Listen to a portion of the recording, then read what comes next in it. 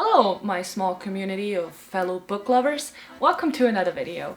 Today I want to talk about books that I am kind of afraid to read. So I was actually trying to assemble a TBR for my vacation, which I am going on vacation in about a week from now, and I'll be gone for 3 weeks. While I was trying to put together a very convenient TBR to take with me, I kind of also stumbled across books that I never really quite in the mood for reading, and I've had them on my shelves for years now. So I gathered all of the books who gave me this distinct kind of feeling and put them into a pile to look at, just to realize that I could basically group some of the books in this pile together and categorize them due to their sort of main topic. So this is why this video is sectioned into 3 parts, starting with the first one, which I just called Female Oppression. And in this there are 2 books, the first of them being The Handmaid's Tale by Margaret Atwood, and the second being Desert Flower by Waris. Both of these represent stories in which people of the female gender get oppressed, and I, as a person with a female body, feel quite affected by stories that oppress this gender. So The Handmaid's Tale, luckily fictional, is set in a state called the Republic of Gilead, which overthrew the US government and changed the somewhat liberal system to a more patriarchal, totalitarian one. So in here you have women, so-called handmaids, who are forcibly assigned to produce children for the commanders who are the ruling fraction or ruling class of men. While this was, as I said, fiction, Waris Dirie's Desert Flower is true, and it's her biography. Waris is a Somali model, and she's also a human rights activist against female genitalia mutilation. And now you know also what part of her story is, which is also the reason why I'm really scared to pick up this book. Anyways, fun fact may be interesting to some of you. She has found the Desert Flower Foundation that is against female genitalia mutilation in the year of 2002 in Vienna, which is so cool. I'm gonna link the link to the foundation in my info box. It is translated into a couple of languages, so if you're interested you can check that out. These books, both of them, I really want to read them, but every time that I think about the plot my stomach sort of tightens. I feel physically unwell, but oh well, they're on my TBR and they're not gonna go anywhere else. So moving on to the second part of the video, which I've just self-lovingly called Maybe I'm Just Too Dumb. And in here there are 2 books that require a level of understanding that I fear that I simply don't have. Both of the books are by German authors. Both of them are from the 20th century.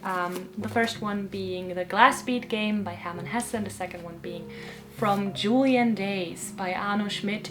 This is a freely translated one because I don't think that there is no translation. Anyways, what is this? This is a book of 24 essays written in a certain time period by Arno Schmidt that kind of let me doubt whether I was actually a native speaker in my own mother tongue. Because I didn't understand a single word that was written in here. No clue what he's talking about, you know? And this is probably the closest to being thrown out of all the books. I kind of still don't want to get rid of it, hanging on to the thought that one day I will finish this. I'm kind of halfway through, and don't question me on the first part of the book. I have no clue what it was about. Like, any essay, don't ask me. I was just reading it, and when I was done I was like, fuck yeah, I'm done. But could I actually recap what he said? No, not a single sentence. No chance. And maybe you've heard of a book, so you can relate, that he wrote that is quite famous, called Bottom's Dream. Yeah, that's his book. Bottom's Dream has about 1,334 pages in A3 format. It's 10 kilograms heavy, which equivalates to about 22 pounds.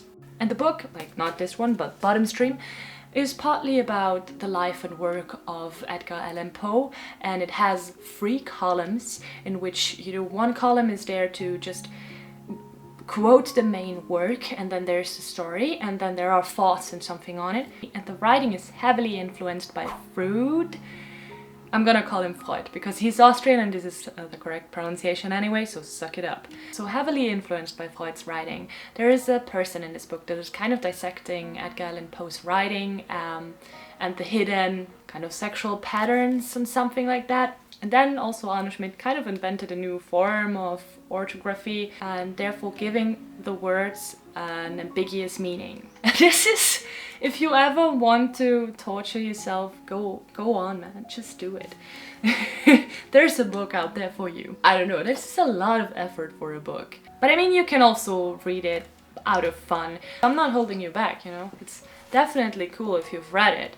It's just a matter of willpower, I think. Now with the glass bead game, it's a bit different.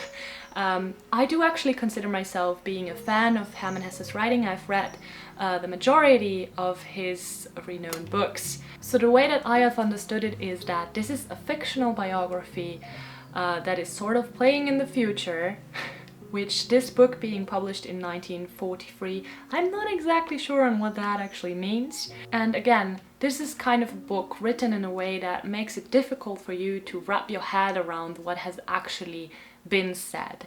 It's multi-layered, apparently. It's not only this biography, but it's also a kind of mind-revolutionizing thing. It's completely a head game. I don't know how to describe it in any way else. And I'm so afraid that I will just, you know, start reading this and then be like, yeah. No, honestly, I think that this book will definitely go over my head, at least in parts, if not in everything. Now, the last section, which I will just simply call the genre. And it looks like I've got 4 books on this list, but it's actually also just 2. I don't know if you can read that, but if you do, it's pretty self-explanatory what kind of books I fit into this category. Funnily enough, all of these books I have started at some point in my life.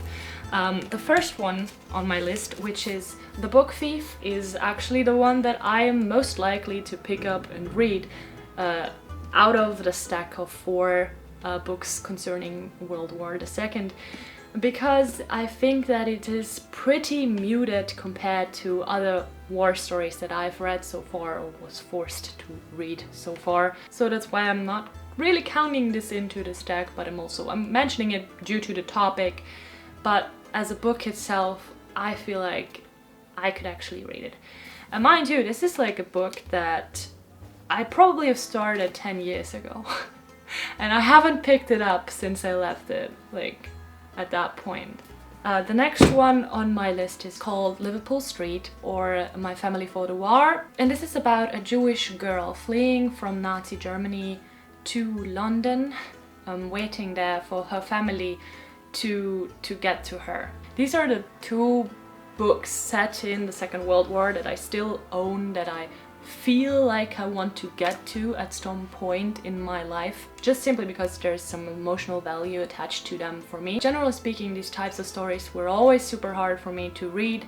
Back in school they were, nowadays they are. And I really emphasize with the victims a lot. It takes a great toll on me to read these types of books, especially if they're partly autobiographical. You know, there are a bunch of German and Austrian authors out there from the 20th century who have written about their own experiences, especially as children, concerning the Second World War. And to read this, it's not fun. It's really... it's heavy. It's heavy. And I mean, a part of a generation that is still on this earth has experienced it. Like, for them that was their childhood, it's their reality.